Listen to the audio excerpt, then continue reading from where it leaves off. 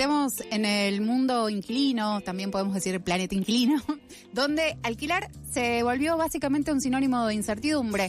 Estamos con contratos cada vez más cortos, aumentos que se actualizan cada 2 o 3 meses, a veces los precios de los alquileres en dólares y una supuesta, abrimos comillas, libertad de pactar entre pares, que en la práctica claramente solo beneficia a los propietarios. La encuesta más reciente de Inquilinos Agrupados afirma lo que muchas y muchos vivimos en carne propia: más endeudamiento, cada vez más parte de nuestro salario va destinado a pagar el alquiler, pero a su vez vivimos peor y no sabemos hasta cuándo vamos a poder sostener nuestro lugar de vivienda, básicamente. Entonces, para charlar con este tema sobre cómo estamos y qué es lo que está pasando en el mundo inquilino, estamos en comunicación con Lucy Caballero, que es socióloga, investigadora y militante feminista. Hemos hablado varias veces con ella y desde hace años viene denunciando cómo la vivienda, la deuda y también las violencias se entrelazan, podemos decir, en la vida cotidiana. Hola Lucy, ¿cómo estás? Natacha te saluda al aire de FM La Tribu. Hola, ¿cómo están, compañera? Bien, muy bien, te agradecemos mucho que puedas charlar un ratito con nosotras. Lo primero que tenemos para consultarte es acerca de los datos que arrojó la última encuesta de Inquilinos Agrupados y bueno, si vieron algún cambio respecto a estos últimos 3 meses en relación a años anteriores. Bueno, hay un dato que yo vengo siguiendo mucho que tiene que ver con el nivel de endeudamiento, ¿no? Por ejemplo, vemos que creció casi un 10%, ¿no? De la última encuesta ahora. Otros datos importantes, el 30% de los inquilinos tuvo que dejar la vivienda porque no pudo afrontar los aumentos. Estamos hablando del 30%, ¿no? Sí, eso es un montón. Es un montón. Es un montón. Exactamente. Y algo que decíamos al comienzo es que las condiciones de los contratos, ¿no? Que tenemos que aceptar, porque no queda otra en muchas ocasiones, son cada vez más restrictivas y muchas veces aplican a personas que verdaderamente necesitan un lugar para vivir, pero a su vez tienen condiciones que son, digamos, muy poco accesibles, ¿no? Claro, exactamente.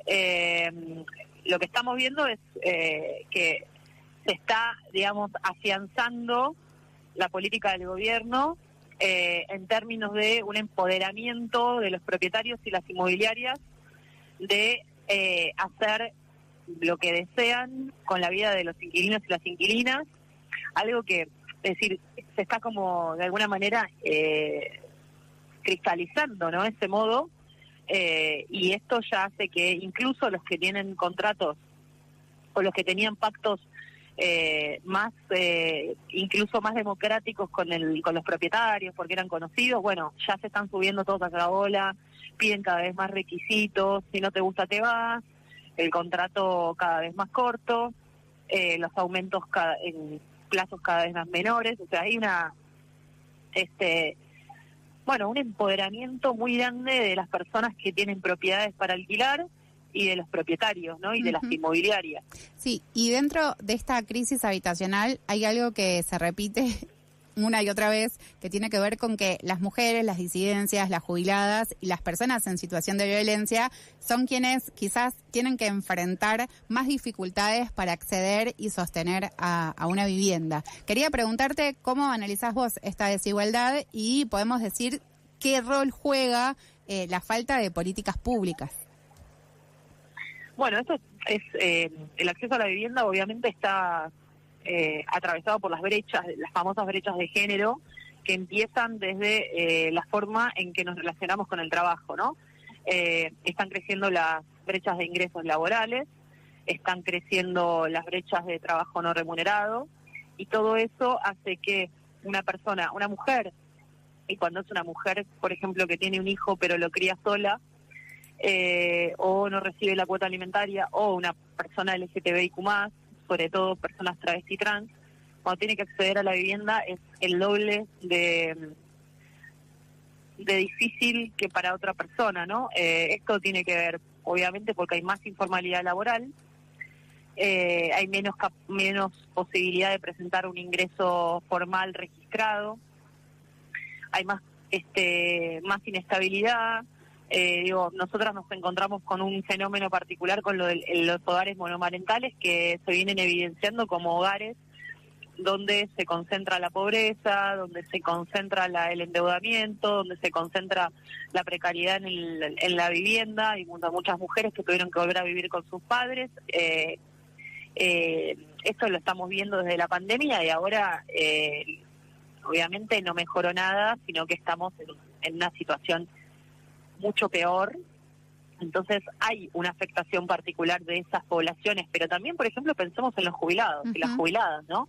Una población que hasta hace poco parecía que nadie se le ocurría pensar en el acceso a la vivienda en la vejez, porque o ya lo habías podido comprar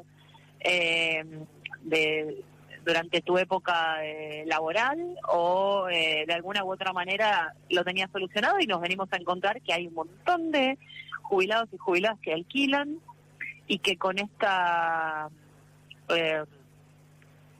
prácticamente congelamiento de las jubilaciones o reducción de las jubilaciones están empezando a sufrir desalojos. A nuestro local, que está en la zona de Congreso, han venido muchas jubiladas contando que tenían que dejar sus casas de 50 años porque no podían pagar el alquiler, con todo lo que implica eso en términos de vínculos barriales, de una cierta rutina, un cierto circuito donde las personas más grandes están apoyadas por si necesitan algo, para charlar con un vecino. Bueno, se está destruyendo también un tejido social en la ciudad, ¿no? Uh-huh.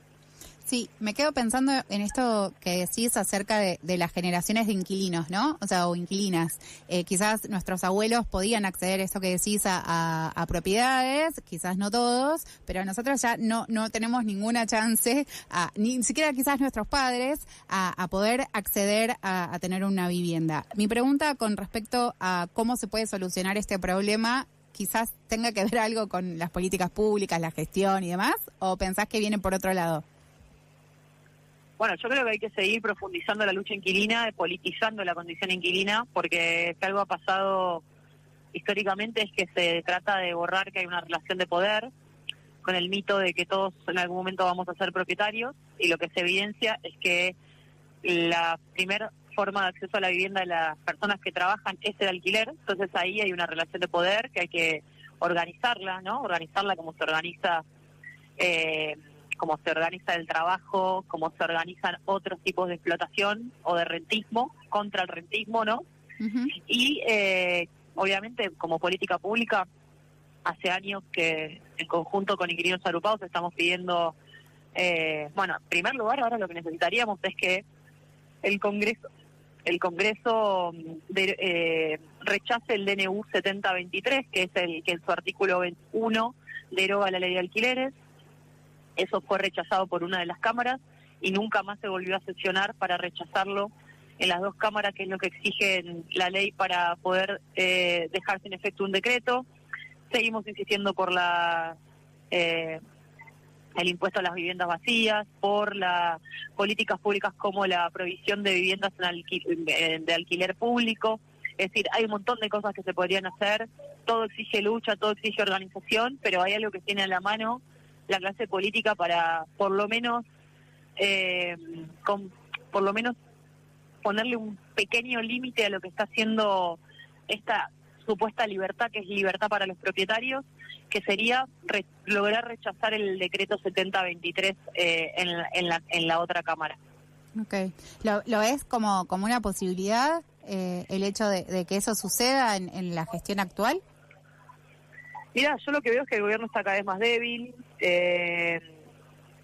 Vemos que las últimas dos sesiones del Congreso, en una se rechazó los pliegos de los dos jueces que había propuesto el gobierno, y ayer se votó el inicio de una comisión de investigación sobre la criptoestafa, y me parece que ahora hay más posibilidades que meses atrás. Uh-huh. Por supuesto va a depender de la movilización, pero me parece que en esta debilidad del gobierno, me parece que la demanda central del movimiento tendría, de todos los movimientos, porque el decreto 7023 anunciado la noche del 20 de diciembre es el marco jurídico del saqueo. Uh-huh. Entonces yo creo que ahí eso sería una forma de golpear muy concretamente al gobierno.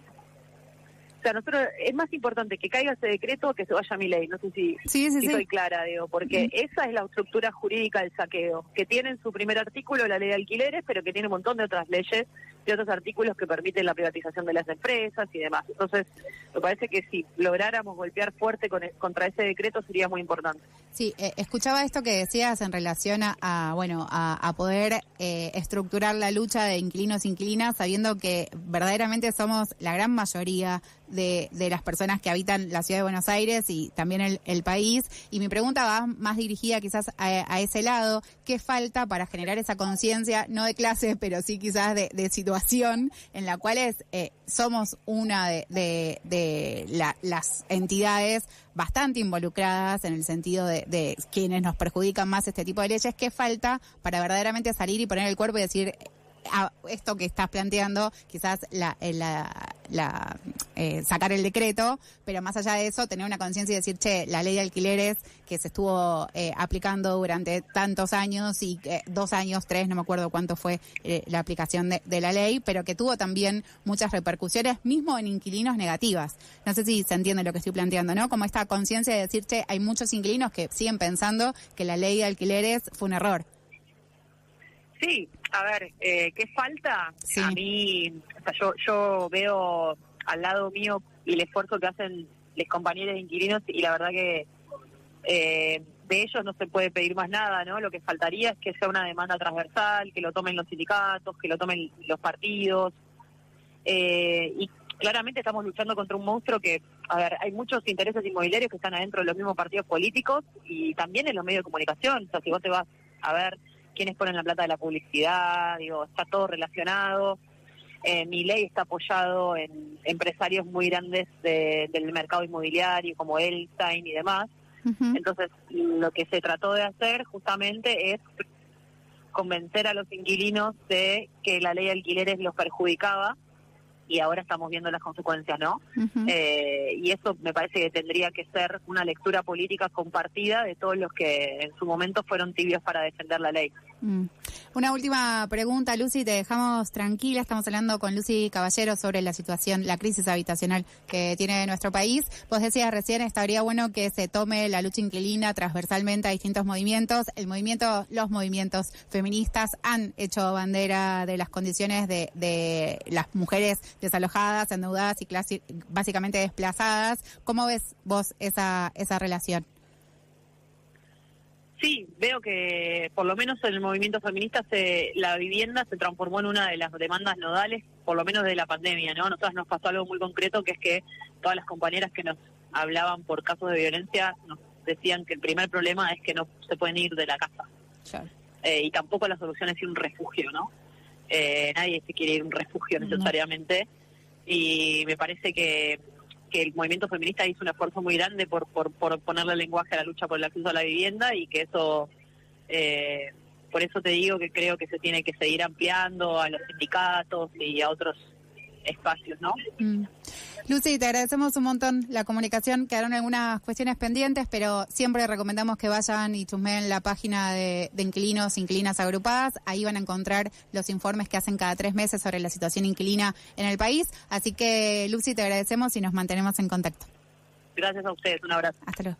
Quien pasaba era Lucy Caballero hablando sobre la crisis habitacional en nuestro país. ¿Cuál es la situación luego de que se aprobó el decreto allá el 20 de diciembre con respecto a la anulación de la ley de alquileres que estuvo rigiendo durante pandemia y que básicamente lo que ponía eran los contratos más largos de alquiler? Decíamos 3 años. También tenía que ver con los aumentos anuales. No sé si recuerdan que no se iban a aumentar los alquileres durante un año. Obviamente las condiciones de acceso a los contratos eran totalmente diferentes. Cuando apareció el decreto el 20 de diciembre, esta ley cayó. Fue así que obviamente los contratos comenzaron a tener modificaciones, muchas de ellas en perjuicio de los inquilinos e inquilinas, donde claramente en esta relación de poder que planteaba Lucy somos las personas más afectadas.